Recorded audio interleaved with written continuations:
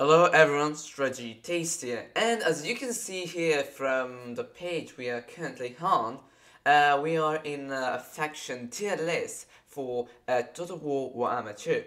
So in this period there have been many videos about the various legendary lords and the skills and comparison, and overall there have been many lists.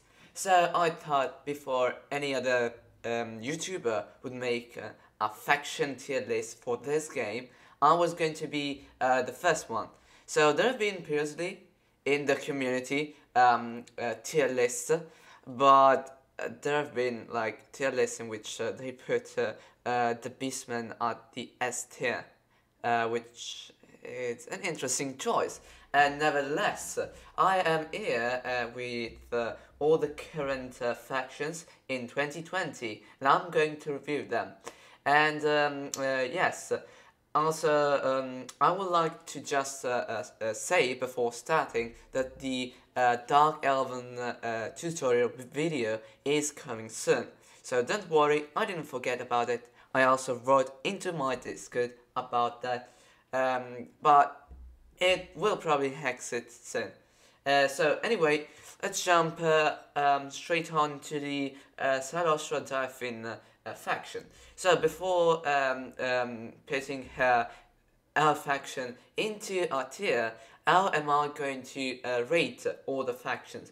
So in the race video for my tier list, I rated overall the various factions in general, and the power of the faction itself, the possibility for a doomstack, the possibility for some strategies, cheeses, and even the roster, the economy, things like this. But in this tier list, I'm going to rate also the starting position, the starting load, the possibility that each faction has, like for example, Draco's faction, which, sorry, but I actually didn't find his faction mana yet. So, for example, she can confederate all the legendary lords of the Wood Elf, so she's going to get penalized for that. And yeah, also I'm going to rate the possibility for some factions like Avalon, for example. They have the Sisters of Avalon tier, which a new patch got changed, yet in the Avalon's faction it's changed. You can actually get Sisters of Avalon and Handmaiden at tier 3. And so that's also a thing to note. And also faction events, for example, Prince Himric with the Knights of Caledor can confederate his Hawthorne faction pact with events. And so, also in general, I would like also to rate the fun I have with some factions. Like for example, I have a lot of fun playing as Etain, or also like the dwarves, so they may not be top tier factions. Anyway, let's start with Saros's faction, which is called the Drowned, and yeah, it's an interesting start. So they are overall very meh faction. So I'm going to put them into the probably the starting position in the Mortar Empires. It's mostly okay. They start surrounded by enemies, so they can't really confederate other lords. Yeah, they can. Sorry. So it's just they just stick with Silastra, and also like they have a special faction landmark at Lothern, which is really good. It gives you a public order. And yeah, but overall that's the only peculiar thing about the faction, other than also getting the fallen paladins. And yeah, I'm going to put them into C because of the vampire cost, like the Dread Fleet, it's much better. Anyway, going on to Carcassonne.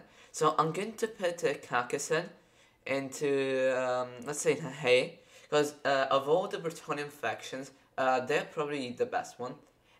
Just for the casualty replenishment rate that they get as their faction, it's amazing. Like they get that, and overall Britannia, it's actually a very powerful faction for both economy and military wise, though they really like replenishment, and having I believe 10% more replenishment is also really good.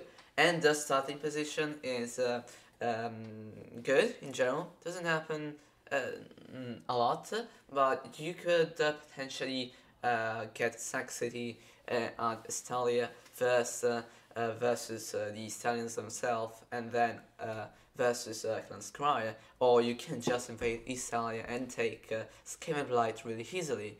And also the Wood Elves are normally are going to attack you, though they don't really make any move at all. So now let's now go to Bordelais, and I'm going to give them let's say I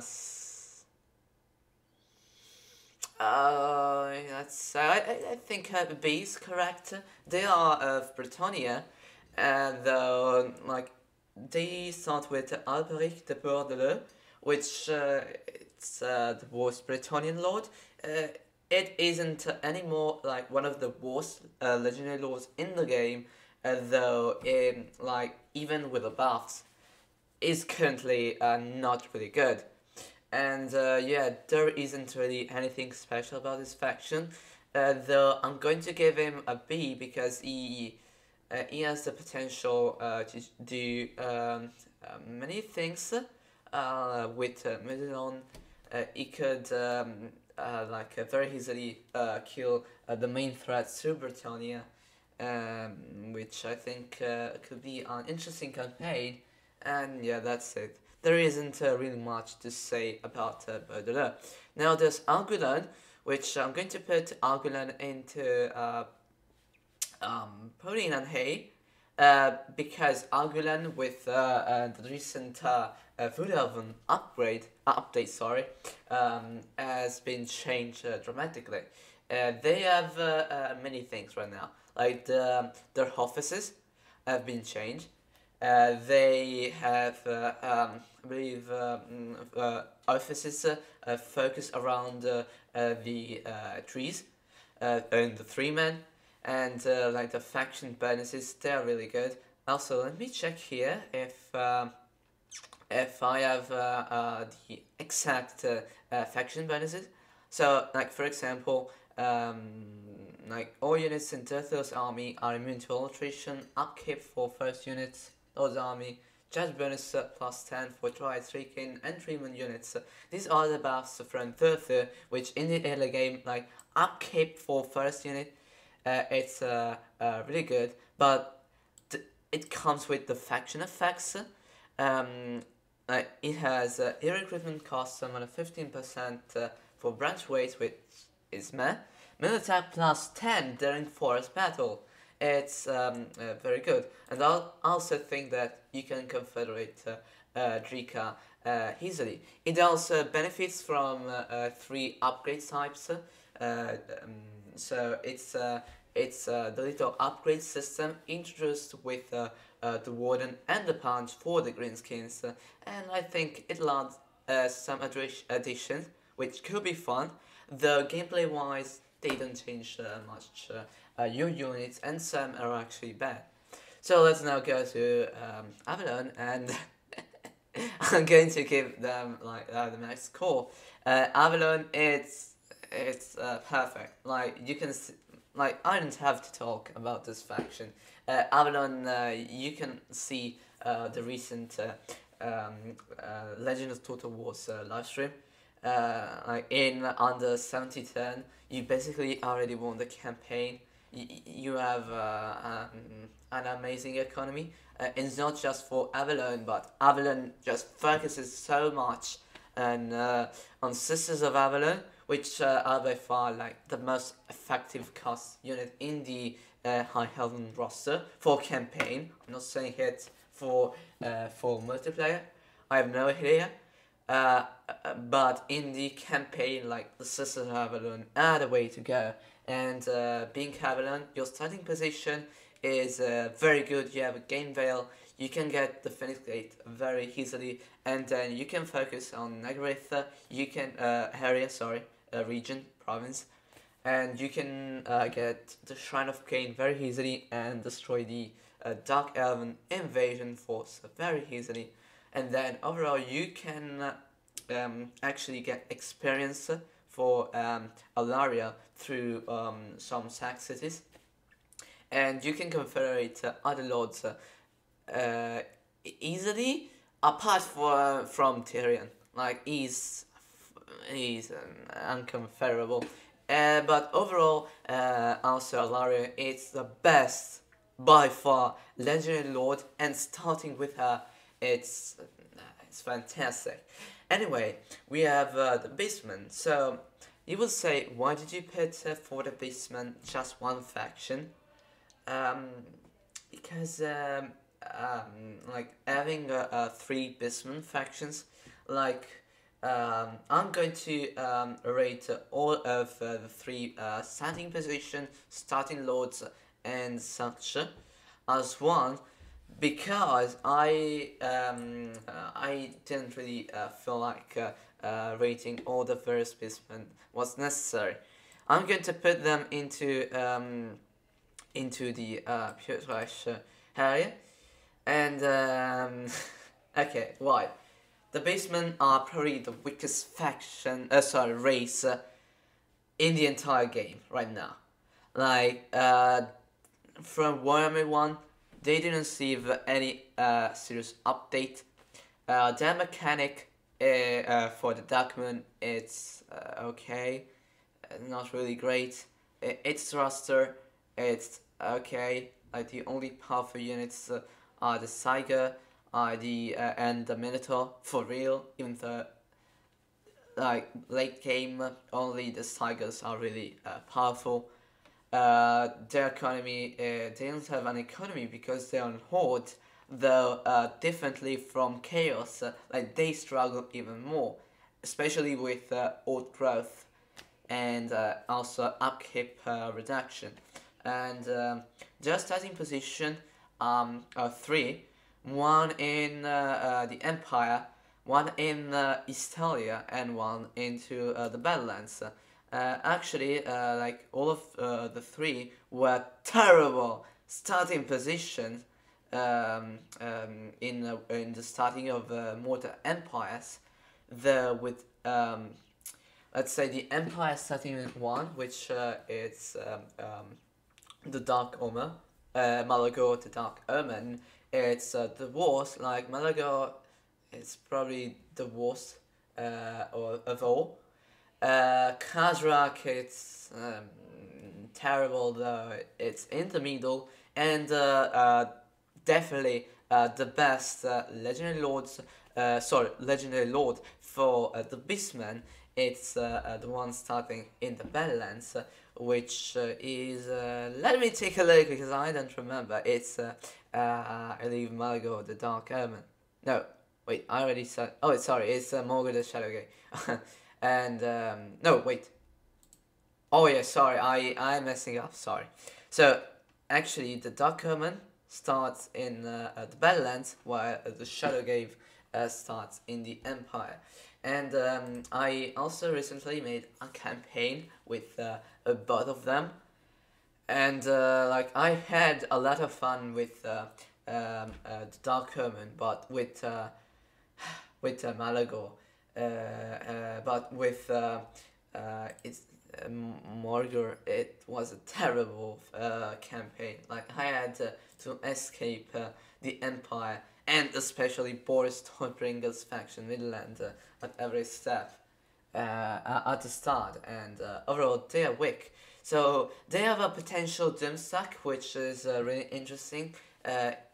Like make units route instantly in the region. They have a trait which It's an August 4th sync. Yeah, it's an interesting dim set, though you have to get a lot of heroes and ores, and for doing that, you have to reach ultra late game, basically. So yeah, I don't think they are a very good faction. Like, they just need an update, for real. Anyway, let's now go to the Bone Rattlers, and they're going to the spot. Hazag is nothing really special about him. He's as a faction, sorry. Like Hazag as a lord, it's interesting. He has a good spell. He has very good spell casting. He has in general very good combat skills just for the wyvern. Its special war unit, it's the wyvern, I think. Its starting position, it's good. So it's on the top of the mountain. Like the situation may dramatically change if Karkatrin, Kislev, and the Imperial faction all start coming to you.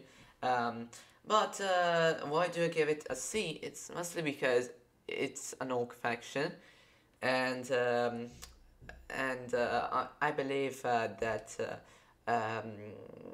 like they received definitely a buff with the last updates. Though just going on to Ostermark, it's dangerous. You can't really defend your settlement, especially with Draika into the area. So you have first to settle in the mountains, and for doing that, you have to take your time. You can't just go and attack Karkadrin. You're probably going to get destroyed, absolutely, because Karkadrin is actually very passive as an AI. And yeah, and also if Karazakarak starts booming in, taking Mount Ganbad, I've seen many times Karazakarak, sorry, launching an army into the area I was attacking, especially Karkadrin, and they just destroy your plans. So be careful with Azak. It's not a terrible faction, it's just a meh faction overall. Anyway, speaking about a very good faction and whatnot, I'm going to go to the Broken Axe tribe, Grunts faction. So okay. So you have to consider that I'm rating all the factions as if you're starting with them. So I'm not counting the fact that you don't receive the bonuses for ground punch if you confederate him. I'm just rating the Broken Axe tribe. So they are just very good. They're like, it's the best green skin faction. Ground punch, it's a very good legendary lord. Its starting position in Mortar Empires, it's actually not really good, though you can really change your area. You can probably without too much trouble around 50 turn go to the Battlelands, though like it's like if you want to do that, it's really cheesy and most people won't do that. So why isn't Grom into the OP area? It's just because of its starting position. Everyone's going to destroy you, like attack you, and you may be really under a pressure by all sides overall. So like I gave it a A because if you want to stay into Britonia, you have to deal with High Elves, Wood Elves, Britonia, Empire, sometimes even then Clan Scryer comes and attacks you. Everyone hates you, and when chaos comes, if you didn't at least finish Carcassonne and burden her, it's going to be you're going to be in a terrible spot, because at that point the Wood Elves are going to rough stomp you. There's no way. Like, even with the Arachno Spider, if Argulan comes with 3 men, and if Charleston comes with, for example, Weight Watchers, which are really good against Arachno Spiders, it's over basically. So you have to destroy your enemies before chaos arrives. And let's go to Caron, and Caron is going to get an A. The main reason is that it's not at the level of Carcassonne in terms of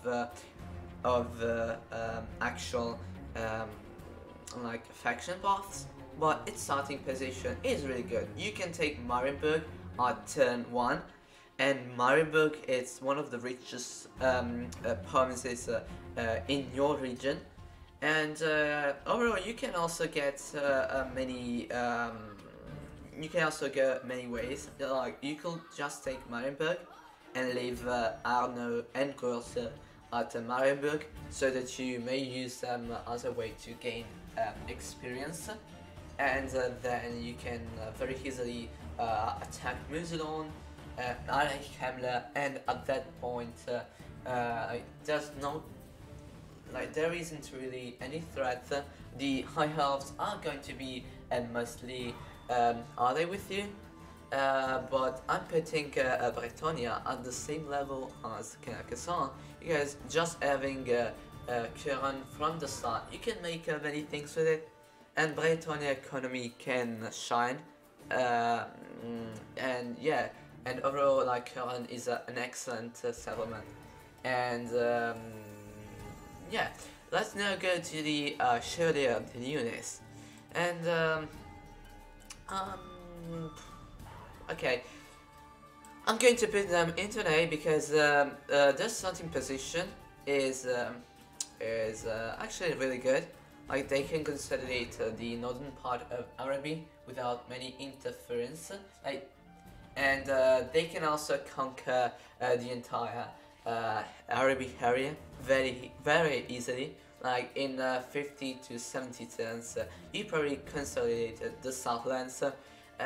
Once you basically reach the Black Pyramid of Nagash, like, your campaign is over, because you're just going to stomp over everyone, even the Skaven. Like, they are not going to be able to really do serious damage, because with Bretonia and with Ripans especially, you're just going to launch your offensive first if you do it well. Like, I've tried Ripans many times, and its skills, which reduces construction costs and more importantly construction times, it's amazing, because you can very easily build your settlements to very high tiers in in not a lot of time. And also the desert supply mechanic very helpful. There's very good settlements in the Southlands and also regions like the Black Pyramid of Nagash, really good settlement. The center Araby area, like the Desert of Araby region, province, I think, it has 4 settlements, and they are very good for Bretonia. And also there's not going to be many attacks from other factions, like the Greybeard Prospector, generally very friendly. Also Arkan the Black won't be really a threat to you, because even the Knights of Flame actually sometimes even win the fight. And yeah, like, I'm putting Bretonia into A tier, because like Bretonia, it's they all have very nice starting positions, and they are just in general very good. So let's now go to the Court of Libaris, I'm going to put the code of Libraries into the B. The starting position is really odd. You can consolidate your main like area only after you actually destroy the Silveros and gotten Lamia. Though the Silveros may actually go some kind of an exile, they go usually to the Desolation of Nagash and sometimes also take Nagashizar, and then it's not really a problem because Lamia is also a custom garrison, though they're annoying, especially if Teotika and Kraka starts coming, and Maldus Darkblade may also come and attack you. Like Maldus is one of the main threats to you, and in the last update, without I've seen the Clan Ashen actually get defeated many times. So with Temkins, I really don't know which was to fight. If the High Elves or the Skaven, probably it's worse for fighting the Skaven, just because Tomb Kings versus Skaven battles are just terrible for your CPU. But I think that after you actually dealt with all these main threats, which is really hard, you may lose the campaign very early on just for Malus or Krekgar. And if situations if the situation starts to go down for Karakazul, the Greenskins may be a problem, and Clan Morse may also be a problem. Overall, you are surrounded by enemies, and it's really hard.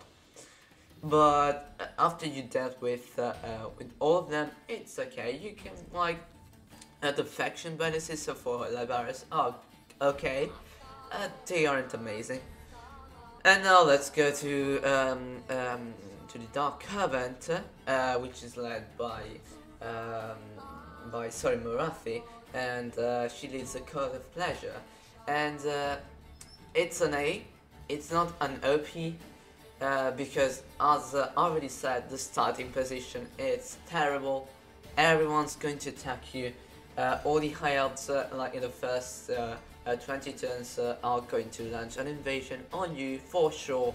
And worst of all, it's Nagrith. Nagrith is it's a problem for the Dark Elves. You really have no tool at the beginning to actually destroy very easily an Ice Elven faction.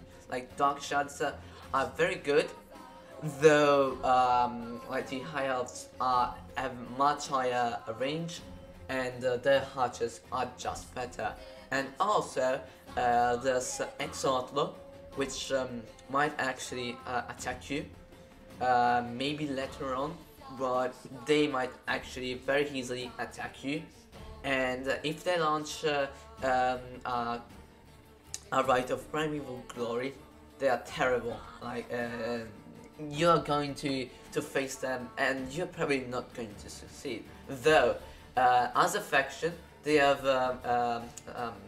good building. What I'm trying to say is that they have the Public Order and the Death Egg building just into one section, so they have one for both. And Murathi is the best legendary lord for the Dark Elves, and just in the later stage of the campaign, you may very well be able to face them. And yeah, you can also try to confederate for example another Dark Elven faction and retreat back to the north. Though the ancient city of Quintex has a really good building, which is mainly helpful for your faction because you actually spread chaos corruption and you get bonuses from it. Let's now go to the Cult of Sotek, and I'm actually tempted into this. Uh, listen, like they are a very good faction. They can get 3 armies of second and dim stacks. They are a lizardman faction, and lizardmen have one main issue: economy. And if you can get 3 armies, then like they are probably the best faction for battles, as legend says many times. And overall, like they are an amazing faction. Like even the starting position in modern empires, after you dealt with the awakened, it's like you can clear out Lastria very easily, even from the high elves. And yeah, also the rides and stuff, they're really good. Now Draika, the Wargrove of Verb, not sure how that's pronounced. I'm going to put it into a B. It has malevolent units, which I just reskinned normal 3-man and dryads, but with frenzy, which I don't know, it's not really helpful. Though the elven units, they are all glamored, so they are expendable, though they have a big reduction to their fighting capabilities. So I don't know. And also Draika can't really confederate with Sisters of Twilight and Telsin, which thinking about it, I'm actually going to put into a C. And Clan Angred. Okay, so Clan Angred. I'm probably going to put. Okay. I don't know. I'm going to put Clan Angred into C. Their starting position, it's not terrible as a starting location, but they've plus 50% to upkeep reduction, and in the update before the actual reduction to the cost of eras, because when the update firstly launched, I'm talking about the Throth, the Unclean, and the Sister of Twilight one, like eras and the lords cost way more. And actually Clan Angred adds Belega, which costs around 1800 upkeep just for him, and actual Clan Angred started in negative, so they actually had to probably rebalance the upkeep increase from the last update, just due to Clan Angred. And Belega, it's a good lord. Once you conquer kind of 8 picks, you get buffs, though I just generally prefer the buffs from Grombrindal. So let's now go to the Dread Fleet. They are going into an A. They're the best faction for the Vampire cost. Count Nautilus, it's a very good legendary lord. It's special, fleet building. It's good, and also the games graveyard. It's a very good thing. You can actually do a bit more of a chase with the Dread Fleet than the other lords. You actually recruit lord, which is low in loyalty, and he goes into the separatist faction, and yeah, he actually rebels. He attacks the settlement in the town change, and you can get basically free money every turn, and also if you want free experience. Though yeah, they are very good. You can go basically everywhere. You can go in Ulthuan, you can go in Lastria, Southlands, the Empire, Eastalia, everywhere. Like, you can go everywhere with the Dread Fleet. You're not tied to one place, though know that the High Elves are coming for you. Now, Etain, okay, this will probably be a surprise but I'm not putting Etain into number OP slot or the skill tier. So why? Etain's faction bonuses are good, though there's actually better ones. Like you start off with Tyrion, which is upkeep for spearmen, silvering guards, rangers, archers, and silver helms units, which is really good. And recruit rank +3 for London Sea Guard, which is meh. And the faction effect are diplomatic relation +20 with high health, construction time -50% for Shrine of King buildings, and recruitment direction -1 for infantry and cavalry units.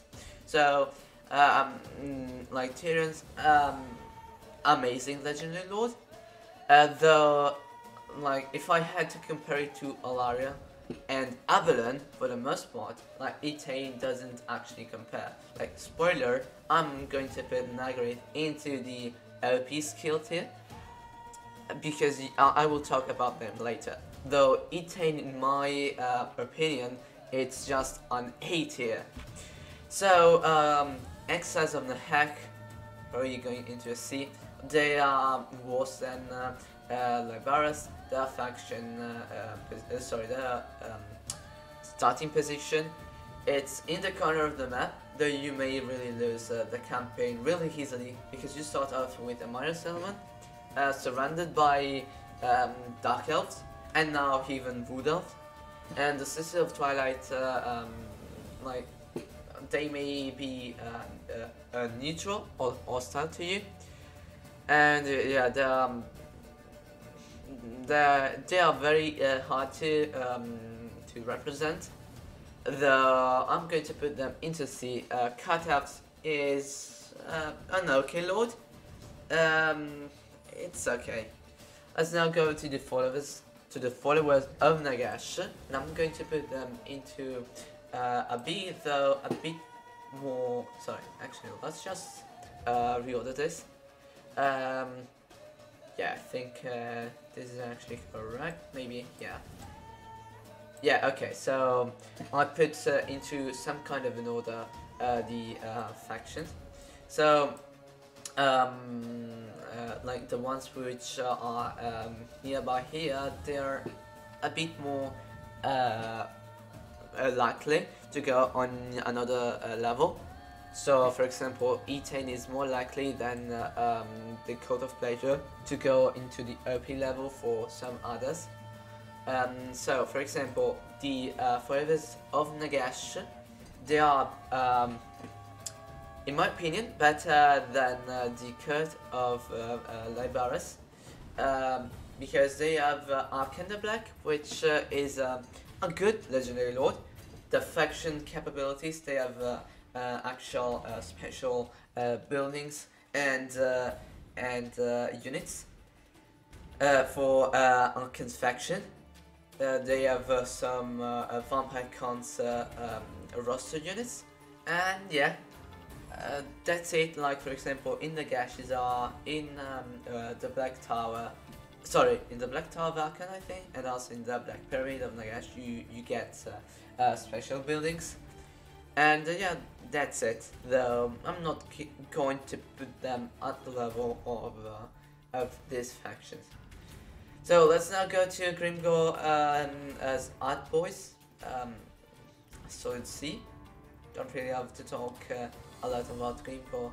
The only good thing he has is starting with Black Crag and starting near Vuzag, which is the only good thing about Grimgor.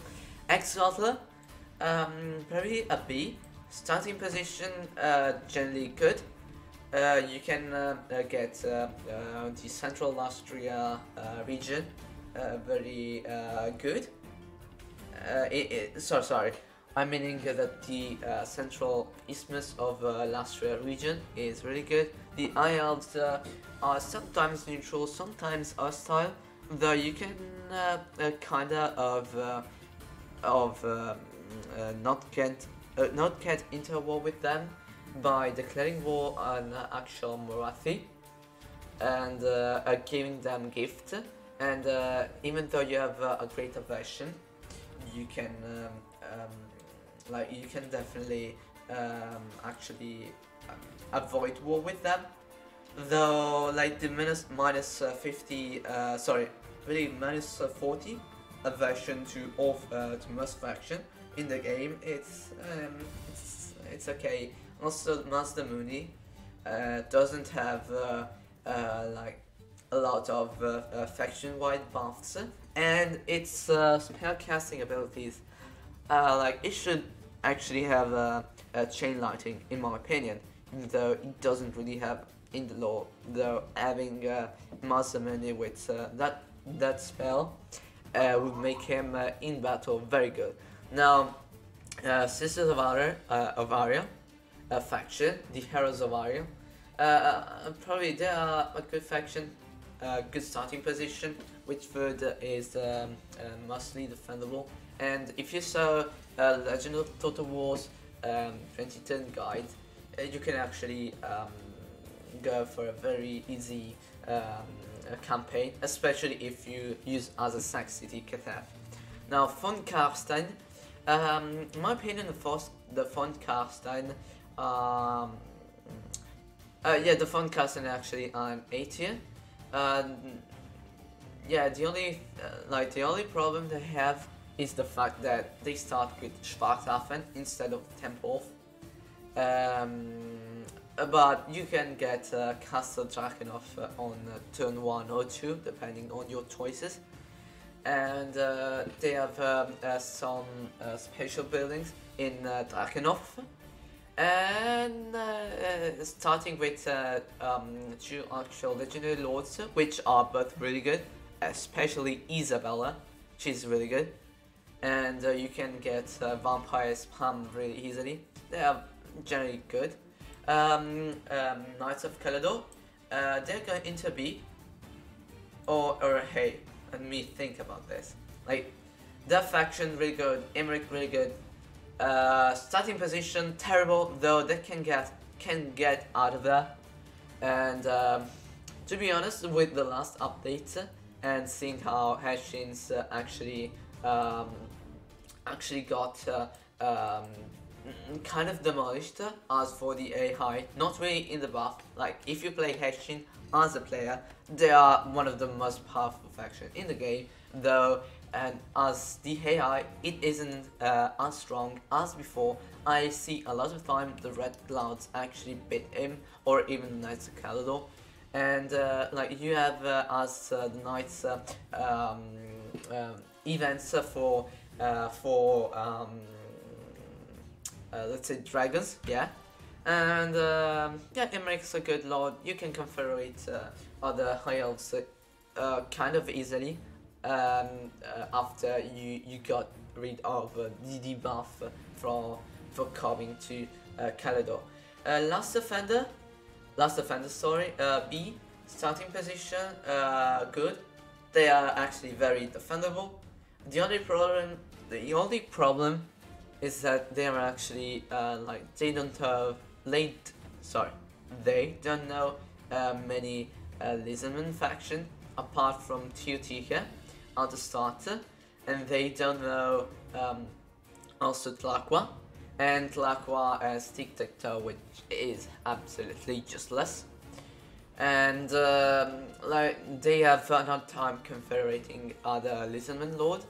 And but overall, once you dealt with Malus Darkblade, because Malus is actually a problem with the last offenders, especially in the last update. It usually comes at I believe the Cursed Jungle or the Cursed Coast. I don't remember the name, but there's a port element that you have in your starting position, which Malus tends to come to, and yeah, it's okay. Winterted, I'm happy to talk about the Winterted. Like, Legend made a meme about them too many times. Everest, probably a very good, faction overall. the mechanics funny, good. Like their ability to slow down Lord may also be very good for an actual battle. You swap a Lord, and you actually deal damage with him, not really for imprisoning him, but to actually like kill him. And also, it's basically a one-use net of Mentor for the Lord. Yeah, and okay, okay, and Clan Ashen, okay, Clan Ashen, like Clan Ashen is overpowered. Clan Scryer, it's overpowered. Okay, so okay, I'm going to explain why I'm putting all of them. Like Winter Death, trash. You just go Norska or Woodwalkers. Clan Rictus, you have no incentive to play Clan Rictus ever. Faction bonuses, like they're terrible. Spirit of the Jungle, they have literally no economy. They can only afford the like. Also, the starting position is terrible. They can change, yeah. Though, where would you go? To Earth One, you will absolutely get destroyed. The Empire, once they get artillery, even waters, you're going to get shredded because you can't even afford one stack at the first turns. Going to Norska, it's terrible, but it's the only real choice you have. And traveling to the sea, you're going to face a pirate army before you actually land on somewhere safe. So yeah, that's it. Like the Spirit of the Jungle, they aren't a good faction. And while Clan Ashen, Clan Scryer, Clan Ashen, you have Terror Snap and GG. Clan Scryer, like the buffs it provides, they are they are very powerful. Aranessa, a C. Saltosa, it's an okay faction.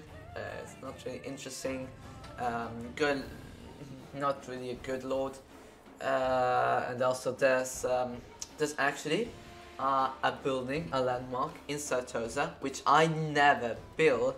It gives you like a vision on all sea regions in the map, but I tended to do that twice in my campaign, and every time I do that, even factions like the Dark Elves, even factions like the Sentinels of the City, they declare war on me because I met them and they declared war on me.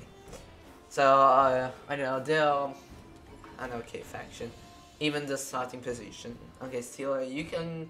It's good. You can try to ally. No, I don't think you can actually try to ally with Clan Scryer because every time I tried, Clan Scryer is very hostile. Now Camry, a faction. It's definitely the best one for the Gym Kings. Satra the Imperishable, a very good lord. Yeah. Also starting position, you start off with Camry. The only real threat are the orcs, but after that you can do many things overall. You can get the Black Pyramid, destroy the Crusaders, try to go for reclaiming Galbaraz, or try to attack the Skaven early on. You can do many things. Dwarfs, okay.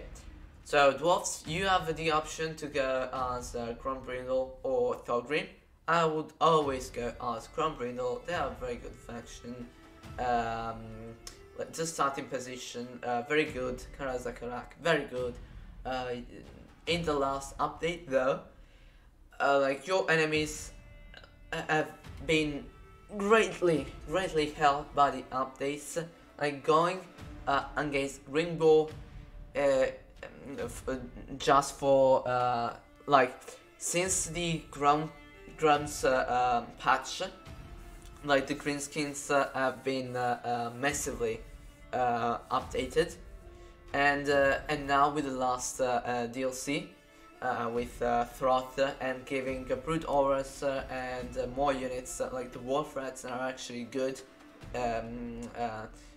for actually dishing out damage, because they also have armor piercing, which is good against the dwarves. So even though like you attack a green dwarf, you defeat the orcs, but then the Skaven Calm, especially those of Clan Eshin and Clan Morse, they have they have too much stuff overall. Though the dwarves are very good as the faction. Carcadrine, probably a B. Like previously, Slayers in Carcadrine, even with all the buffs, would have been terrible. But with the last recent addition of their special ability, they are very good. Like they are very good actually.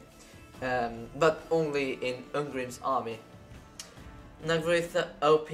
Why? They have Stalk. They have a special stance. They have a lot of things. They have Shadow Warriors, Shadow Walkers, empowered. They also have a special building, which is the Ezina camp, a tier 2 building. You can get Shadow Walkers at tier 2, so you have basically the Dimsak for Alithnar at tier 2. Now we have Nagaran. So Nagaran, okay, so this is interesting, okay.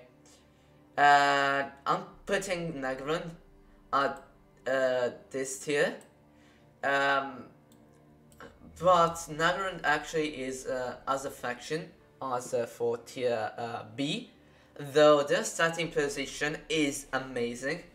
They are at the corner of the map, and once you dealt with the monks and confederated with Arganet, like I actually got Arganet confederated at turn 9, so you can confederate Kron Elebron really easily as Nagaran.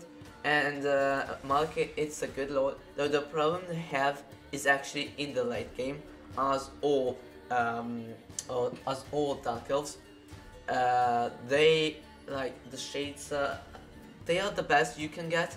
Even Iris, they are very good, though they are definitely not the best thing you can actually go for as the like they are the best thing you can go for the Dark Elves. The against the actual High Elves, I don't know, you really cannot.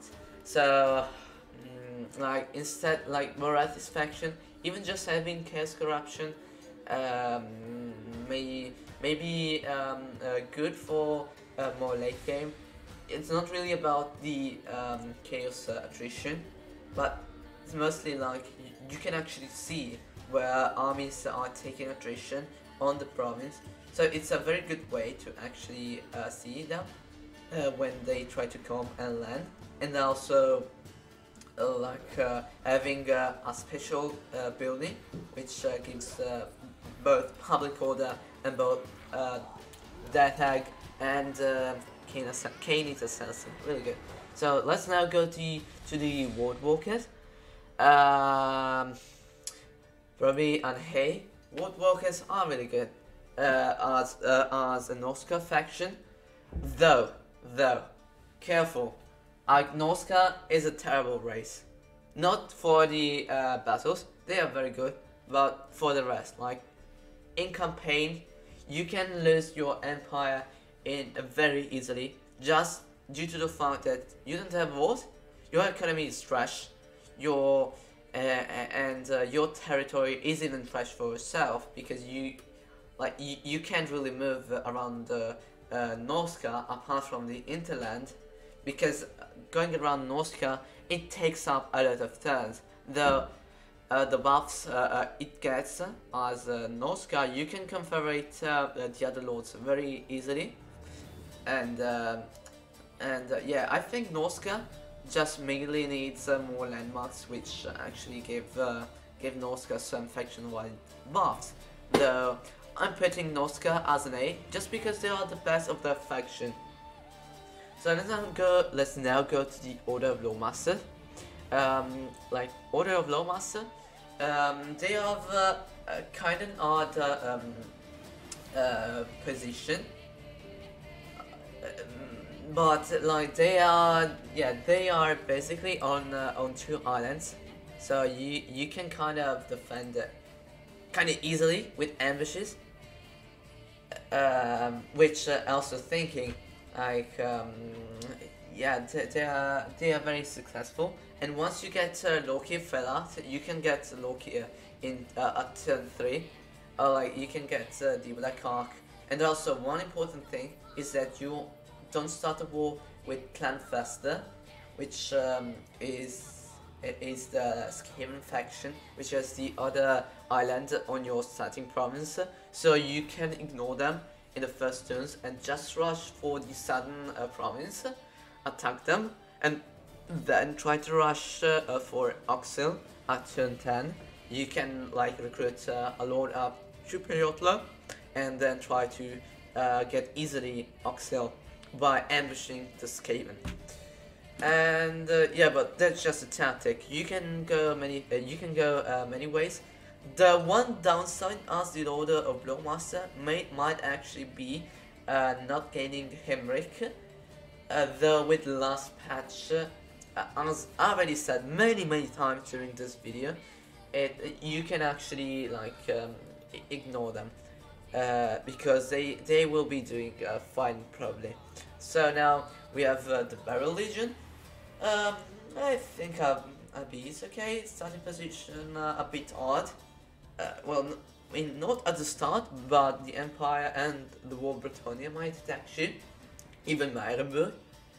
And though they are defendable, and they are a vampire faction. Henry Cameras a good legendary lord. Like I think they're fine. Not really to put them into an A. Lesser Dread. Okay, so I'm going to put the Blessed Dread into a B, though into this kind of B, because they are very like the Blessed Dread as a faction.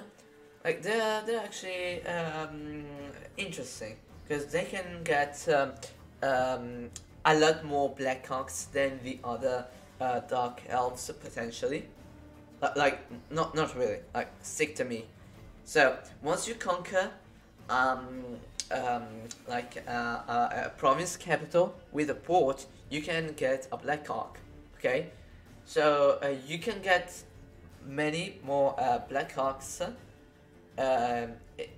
easier than the other Dark Elves, because the other Dark Elves have to wait for the right to expire. So, for example, you start a Triple Jotler, you got a Star Tower, one Black Hawk, and you go to I believe Cannon's Graveyard, you get another Black Hawk, and then you go to Lothan and another Black Hawk. So also starting position, many things is actually really hard, but you can rush for Oxil at turn 2, and for me it's actually a very easy faction. And Loki Fellat is actually, in my opinion, the third most powerful lord for the Dark Elves, because if you see his buffs is actually like a good he improves his faction more than Kron Elebron and Mother Starkday, which is really interesting.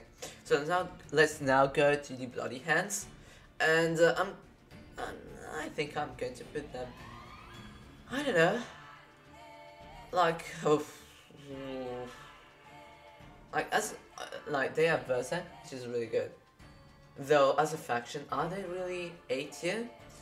I don't know. I'm probably going to put them into this kind of B, kind of going to an A, because their starting lord is very good, though the starting location and position, yeah, it's odd. It's odd, and you have Gringo, which you can confer it very easily. As Gringo can do with you, though you know it's an odd one because they are all still Orcs, and Orcs aren't amazing. So now go to Reichland, and Reichland is very going as Exarther. You start off with either Folkmar or Carl Franz, though you always start off with car France. You have more buffs with car France, and also you can unify the province much easier with car France. Just to the extra campaign movement range, and car France is definitely a better lord than Volkmar the Green, even though you know they are still okay as a faction. They are the Empire. Like, don't get me wrong, the starting position is good. You can either go for actually try to invade Bretonia. You can expand into Marienburg, into Nuln, and try to go for the Golden Order and vampires, or you can actually try to invade the Midland, which I don't recommend at all doing. But you can do many things, though they don't really have the power that the Golden Order has. Like the Golden Order with Balthazar Geld, is it good? No. No, okay, let me think. Okay, so is Balthazar Geld, like, as Balthazar Geld a good faction? No. Or yes. Okay, let me think. Like, okay, Balthazar Geld is a very good lord for the Empire, though on the standards of Warhammer 2, it isn't. Like, it's probably an 8 out of 10. It's a good lord, though, and it's probably the best lord of the Empire, though its starting position is actually really hard. Due to the fact that the vampires are unfucking steroids when you are playing as them, and confederating with the other lord, it's even more hard than confederating them as Reichland, because Reichland can get the technology way more easily, and though they also have like they can have the mountains, which are more suitable, which serves you more in the late game. No, I don't know. Also, let's go to the Ernst Marshall expedition. They are okay. Like, their campaign, it's fun. They have interesting mechanics, though, like, not being able to confederate other lords very easily. Like, you have to travel the ward to actually know Reichland, and even more for Balthazar Geld, though in the process you may get to know many other factions, especially like Dark Elves, more Lizard Men, and other stuff, which are going to destroy you, because the Empire, it's terrible dealing with Lizard Men. And yeah, Sylvania, I probably Sylvania is actually a tier. No, I'm probably going to put them with the Von Carsten, because they also start with 2 possible legendary lords, and it's Manfred and Ghost, which they start off with, and they like Manfred's a good lord, also Ghost a good lord. Like, they are a good faction. Their starting position may get hard, though it's fine. You are able to handle them with magic, especially due to the fact that dwarves and greenskins and the Empire are all terrible dealing against vampire magic. So we have Clan Morse, probably a B. They don't have anything really special about them, though they're definitely better than Clan Rictus. Clan Pestilence, they are, yeah, I'm putting them into a B. They are Skaven, so that makes them very good, though, like, they don't have the same mechanics as the other Skaven, so I'm going to put them into B, though I think they are a bit better than Clan Morse, due to the fact that of how they actually handle the plague. So we have now Crooked Moon, probably with Clan Hankrud. I'm not sure, like, they are probably at the same tier. Skarsnik actually in the last update, sorry, in the last update, got a bit kind of nerfed. Not really in the fact that they actually nerfed a lot his stats, just that the other lords are better. I think yes, Skarsnik has some mushrooms upgrades available. Though I think that's just really its starting position. It's why he is actually in the sea, and yeah, and like you could try to see and maybe be able to confederate with the Grom, though it's like I've never seen that happen in a campaign. So like Crooked Moon can potentially be the only faction to actually be able to confederate the Grom as all the Greenskins, just due to the near vicinity, though it's really unlikable. Anyway, Malus Darkblade, putting them into B, maybe into C. Just answer. Yeah, I should probably to be I put the Bone Rattlers into the C just because I said just now that I think that the other orcs are better than Crooked Moon. So let's now return to Malus. I put it into B on the last part because Malus is the boss lord in the legendary lords of the Dark Elves. Starting position, you can do kind of cool stuff. You have an event after you take a Dragon Fan Mount, though the starting position is mostly okay. I just put him into B because his faction effects and ability have been revoked, so it's actually better, though like I would never start again a campaign with Malus. Argonath, on the other hand, I'm putting it into a B. It's definitely better than Malus, and yeah, it's just better than Malus actually. At Blessed Dread, I think they're better than Argonath. Like they can spawn, they have some special rights. They have some okay faction bonuses. They are just an okay faction, though like confederating Malekith is actually much harder. So also, why would I ever start a campaign with Argonath?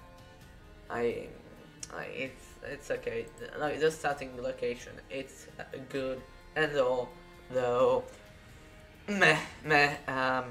like there's better faction of the Dark Elves. It's like it's a kind of better than Exalter.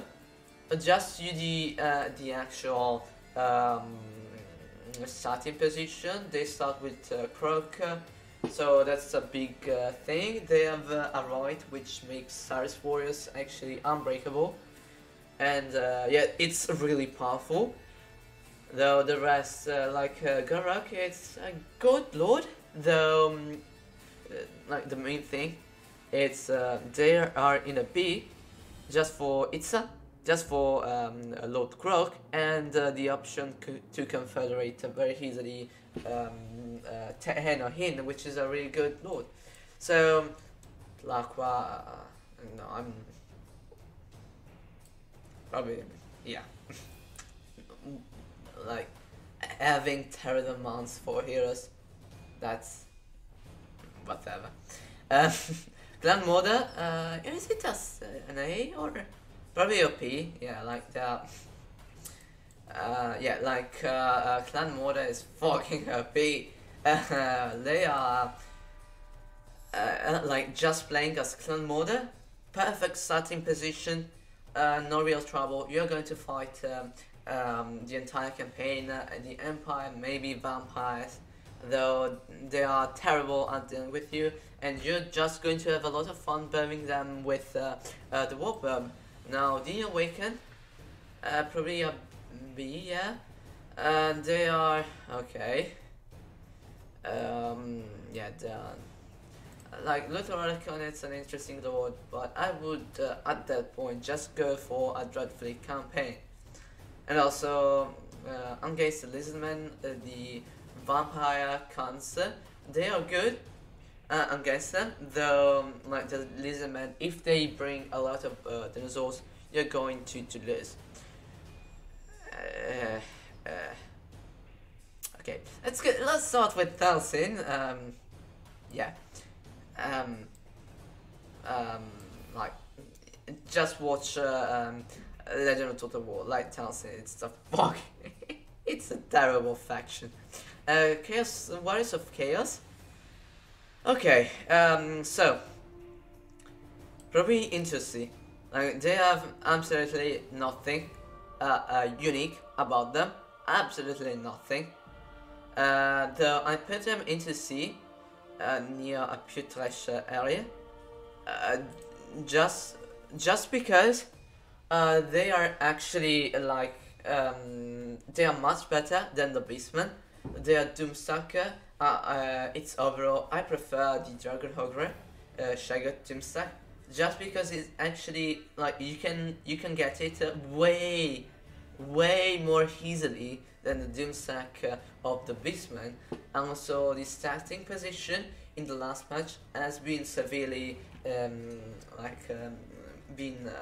it's much easier, just because Clan Mortar destroys Karak Drak, which in the early game, like the dwarves are very your main trouble, because your Traken, it's a terrible it's a terrible place to be, because you attack it as the Chaos Warriors, especially with either Archeon or Kolek, and then another army of the dwarves come to you, attack you, and dealing with them plus the garrison, it's usually hard, because like Karak Drak usually moves its army to short Traken to defend it from you. Though with the last patch, that's usually not what happens. Like they actually lose to Throth, and like you can easily also try to sign some treaties with Clan Mortar. And yeah, they are better than the Beastmen, though I hope with Warhammer 3, sorry, they are going to get fully rewarded, because they have absolutely nothing about them. So yeah, I think okay, it's been a very long video. I understand it's probably around 1 hour or something, though there's like over 50 factions in this game, so I had to rank most of them right now. And yeah, and also like I can just say, oh, Clan Action is the most powerful. I have to explain why. And it took me so long, because at every faction I had to give an explanation. Oh, sorry. Yeah, it actually saved. Oh my god, it was. I clicked on my actual microphone and went out. So this is going to be a very long video, probably also a boring one. Though, like I saw a tier list on my Discord, which was a terrible one. So if you have some time to talk about that. So we have like, oh gosh, at S tier we have Clan Angrid. At A tier we have Clan Richtus, and for some of those people in my Discord, there's a rating which the Beastmen are better than Clan Squire, apparently, and no, that's totally no. So sorry if I bored you enough, but anyway, the Dark Elves video is coming. So and yeah, that's it. Just so this was a low effort video. I understand. I could have fit all the faction effect buffs and stuff. I've been very long. Though, yeah, nobody's going to watch this video. I understand. Though, yeah, I think I'm going to just put a timestamp at the last part of the video to make you see my personal tier list. Also, yeah, before we do that, let me bring this out. Yeah, let's just handle this a bit better. Okay, you can see like the whole items are here. So yeah, and I think that's it for today's video, and see you on the other Total War Warhammer 2 video, which is going to be the next one. So bye bye.